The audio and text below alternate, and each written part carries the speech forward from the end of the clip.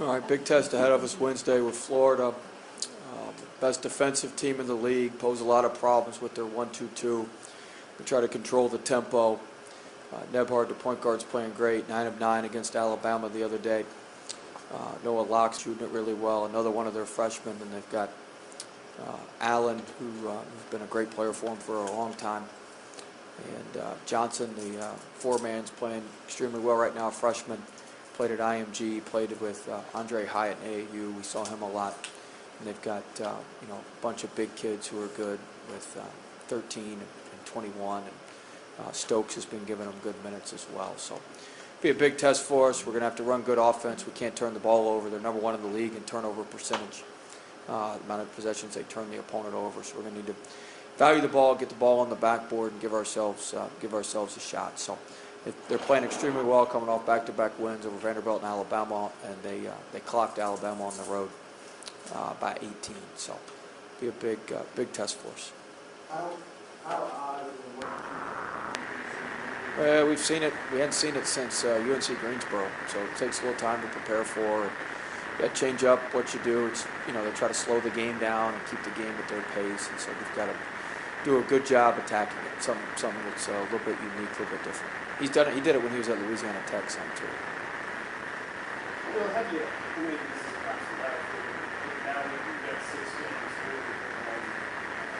4. 3 in a row. Oh yeah, 4 total. Keeping the focus on the next. But we just talk about doing everything we need to do today. We don't even talk about it game-wise. We just talk about today. Winning today, making sure we do what we need to do today, making sure we have championship traits, championship habits every day, and focus in on that. If you can win every minute, every hour, and then every day, then you'll give yourself a chance to win when it comes to game day. So we've tried to really break it down and focus on all the small stuff. I know you've been in basketball, for a long time, but we've always been a football-centric community. And have you seen, have you appreciated the kind of attention and love that you guys get now? Well, I don't go a whole lot of places besides here, and I'll have my nightly outing tonight at TJ Ribs. Some of my fine friends here. So I mean, I'm not out and about a whole bunch, but you can definitely tell that the interest has picked up and people are excited. So that's good. Give them something to do between football and baseball a little bit. But it's been it's been good, and I've said it from the start. LSU is no different anywhere. If you win, they like you. And so the reason our football program and baseball programs have been so good is because we've been winning for a long time. And that's the goal of our basketball program, is to put us in a place where we can sustainably win. And so we're working towards that every day. You all have been so good in close games recently. What is there a defining characteristic for a team? I think we got confidence and we work on it. I mean, you guys have heard me preach since the day I got here about 6-minute games and winning 6-minute games and being great in 6-minute games. And something we work on, something we talk about, and something I think our guys have confidence in, because they know our plan and just have to execute our plan. He's been more up than down. He's been very, very good for us. I mean, he's a freshman. He's been excellent for us. Sometimes his stat lines don't show what he can do. Sometimes when he doesn't shoot it as well, he does a great job defensively. Just his attitude and his toughness really, really helps us. He's been tremendous for us all season. You talked a lot about transition defense and lack thereof. What does that mean? Well, a lot of our transition defense is because of our poor offense. We settle for some shots and don't work the ball like we need to. And so if we can clean up our offense, that'll help our transition defense a lot. How important is that against the team? Well, we can't give them easy points, obviously. I mean, they're a team that they try to grind it out in the half court. We certainly don't want to give them 6 to 8 to 10 free points in transition. But they're very good at converting live ball turnovers. Like I said, they turn you over on 24% of your possessions. So 1 out of every 4 possessions, just about, they're turning you over. And so they convert those at a higher rate than the national average. And so we've got to do a great job of valuing the ball. We only had 8 turnovers. It'd be nice if we could only have 8 turnovers Wednesday. That would be advantageous for the Tigers. We've got to make sure that we don't live ball turnover and let them get out in transition. How much time do you spend on analytics? your staff? A lot. A lot. I couldn't put an amount of time on it, but a lot. We have analytics on a lot of stuff. You know, in baseball, there's a big debate about that, and, you know, it seems like the other sports are a little... We have a healthy balance on our staff. You know, I'm an analytics guy. Coach Armstrong likes the analytics. Coach Benford and Coach Heyer, they like their eyes. And a lot of times, you know, our analytics back up what those guys' eyes see. And sometimes it confirms a lot of things. We do a lot of our scouting based on the analytics, and we do a lot of our game planning based on the analytics. And, you know, it's just a matter of executing and hoping there's no statistical anomalies that happen over the course of the game, or you've got to adjust to those. You think it's helped you, can you think of a few instances this year where it's really helped you win a game because of one or two certain circumstances?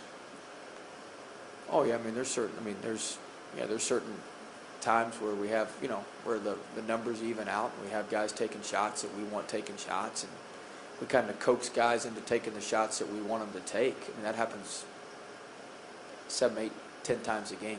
I mean the other kids don't even know they're doing what we want them to do, and forcing them to their least efficient spot on the floor, and they take them. And sometimes you'll see me, you can pretty much, if you see me clap after a made shot, you can pretty much guarantee that that was basically the shot that we want them to take, and they just broke the percentages on that one. But a lot of times, you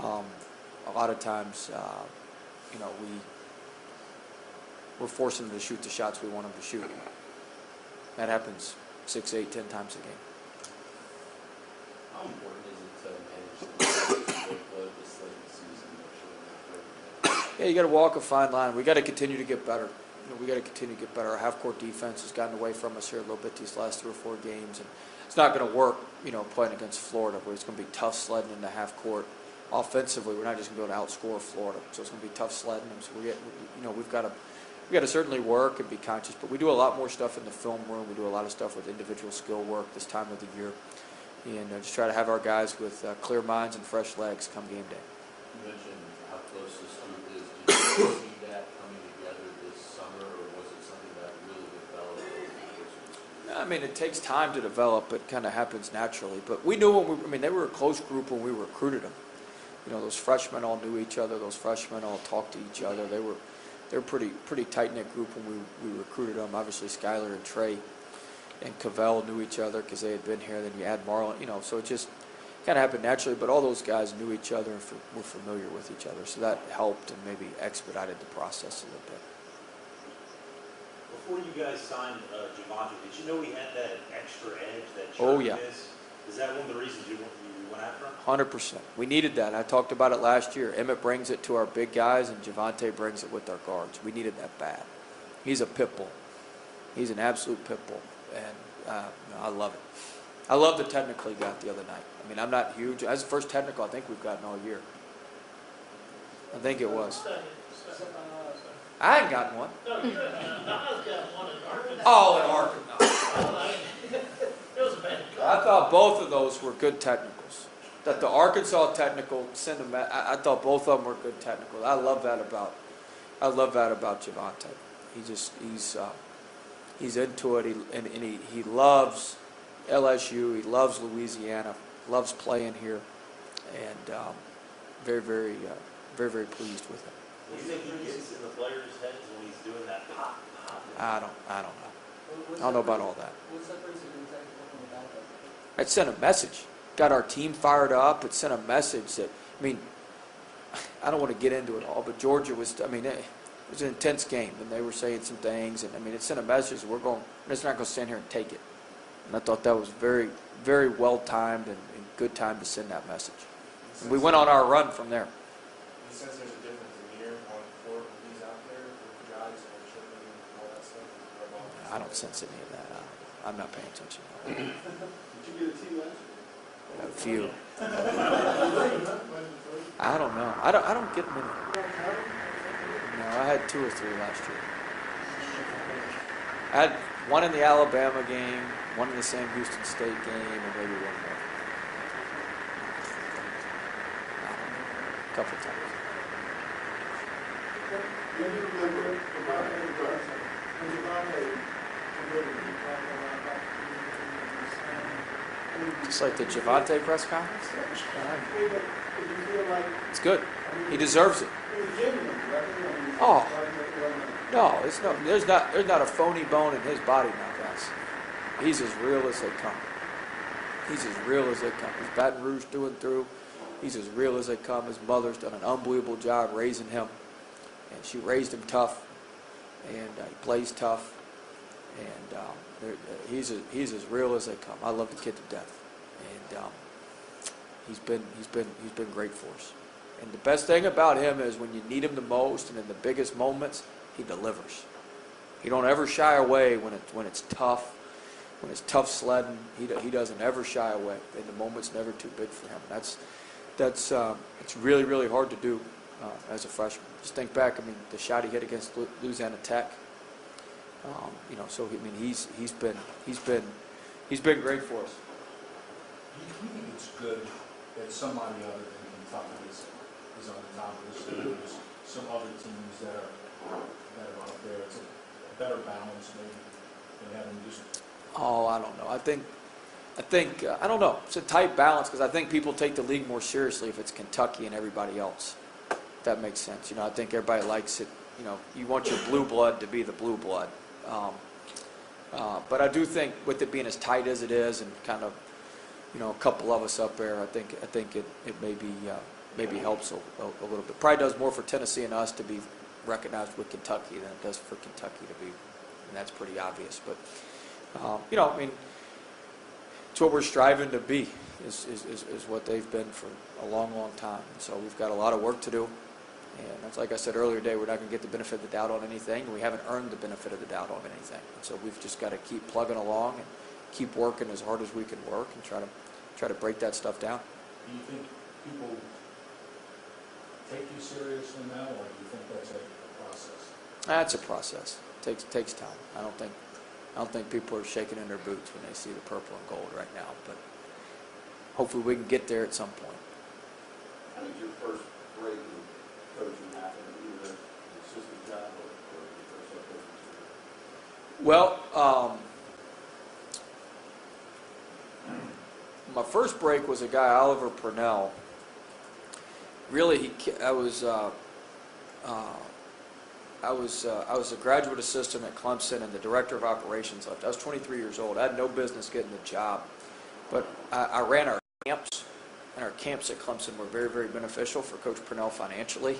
So I don't think he wanted to risk losing some of that camp money. So he just hired me. I mean, he could have hired 200,000 people that were more qualified than me for the job.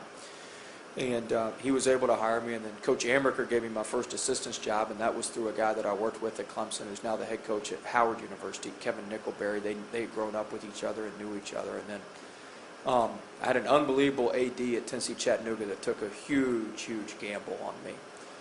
I was one of the youngest coaches in the country at the time when he hired me. I think I was second or third youngest coach.